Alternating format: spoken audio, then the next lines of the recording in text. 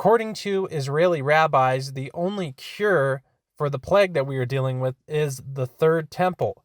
A good friend passed this article along to me. I'm going to read it. It's pretty short, and I'm going to use the plague for the word that will be on the screen. The obvious word, just don't want to say it because of algorithms and artificial intelligence and things of that nature, but you'll get the gist of it.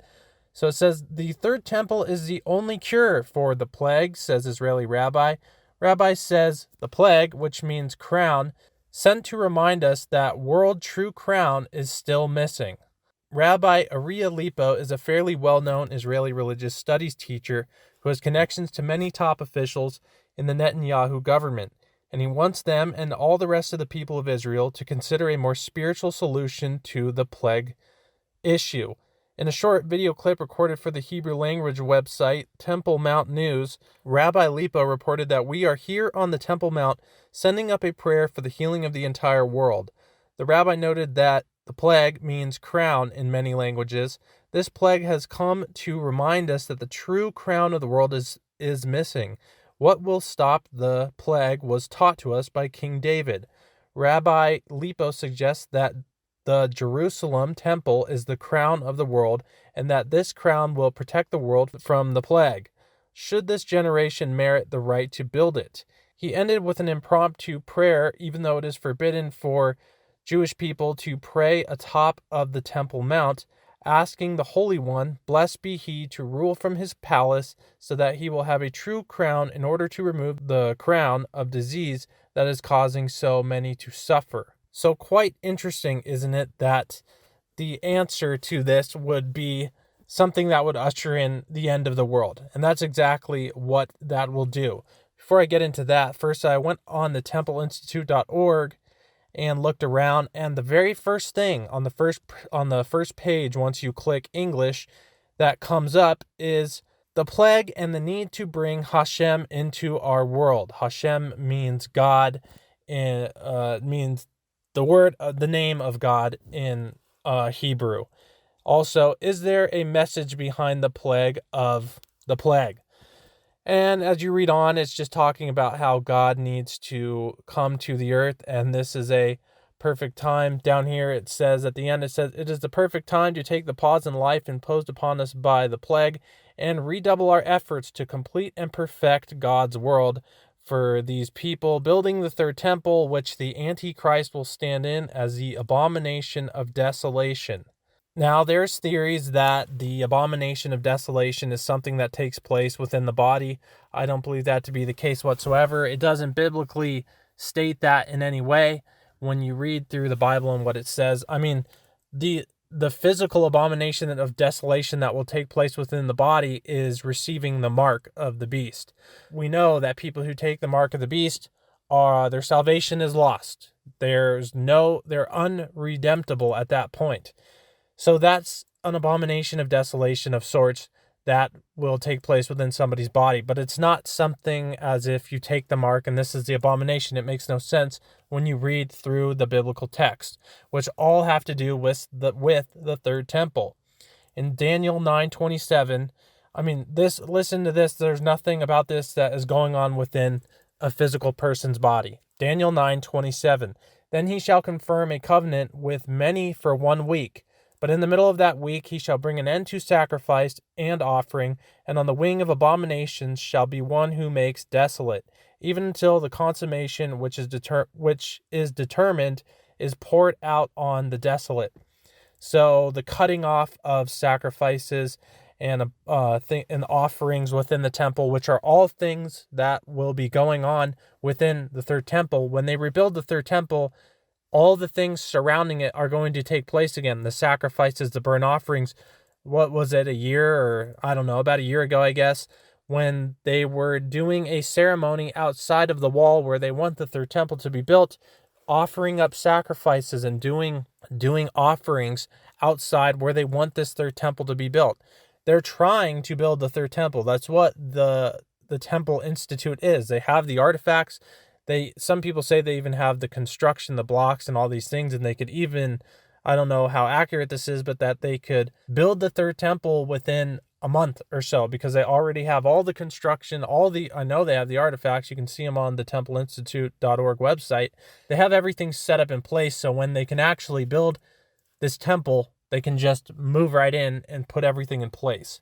So cutting off the covenant, ending sacrifices and offerings, how is that going to take place within somebody's body? Doesn't make any sense.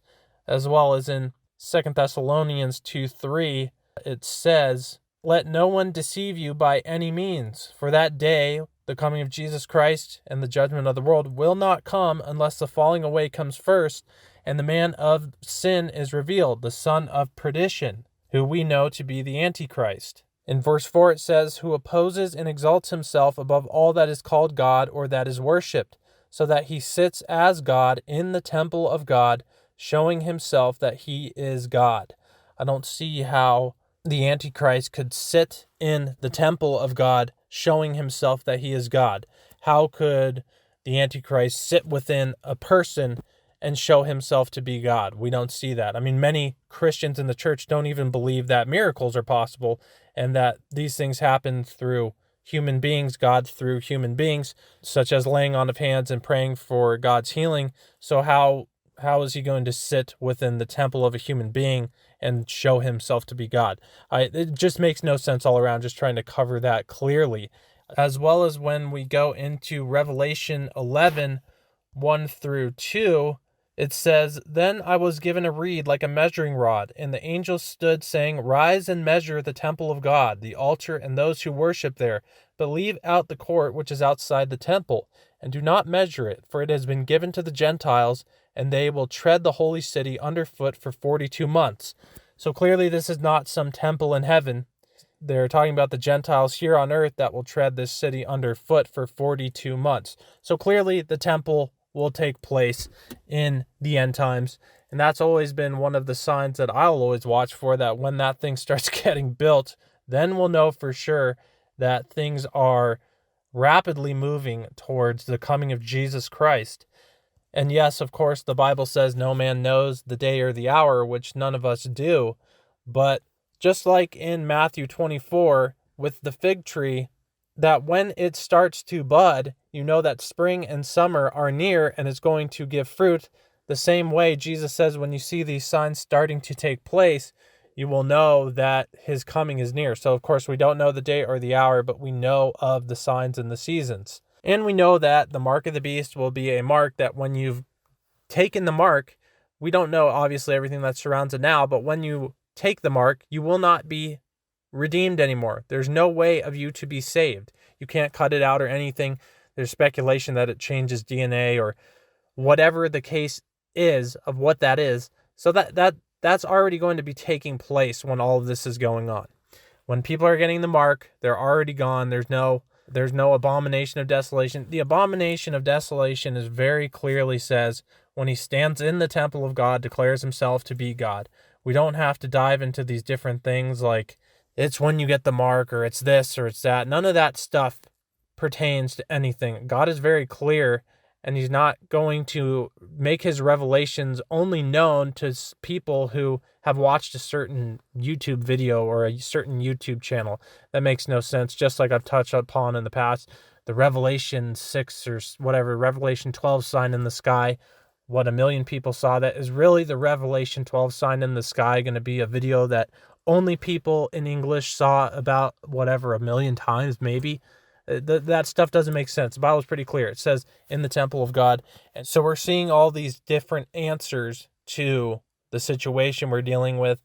And what is one of them being brought forth? The third temple, the building of the third temple, which when that takes place, then we'll know things are highly moving towards the end, the return of Jesus Christ. Well, besides a lot of regulations and restrictions and all these things, that they are what they are, hopefully they go away soon. Just hope and pray that these things go away soon. Again, it makes no sense that China, after about a month or so, or 2 months, or even whatever they've been dealing with this situation, they're already back to normal life. Yet here in the United States, we're hearing talk of, well, we're going to be like in the situation we're in for 18 months. 18 months. And here China is where they had it the worst. Tons of people everywhere. and they're already back to regular life almost, but here we're going to have to be shut down for 18 months. I don't think so. That's a little ridiculous. But there's all these different things going on now, and of course the third temple is now being brought about. It's something to just keep an eye on. And you can believe what you want. If you think the third temple is the temple of the human body, doesn't make sense to me biblically, but it is what it is.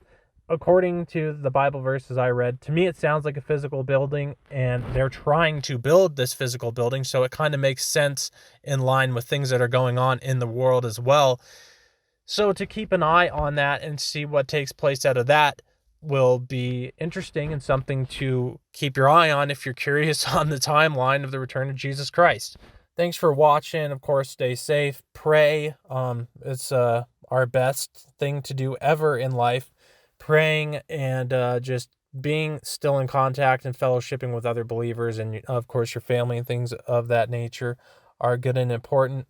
Thanks for watching, and God bless.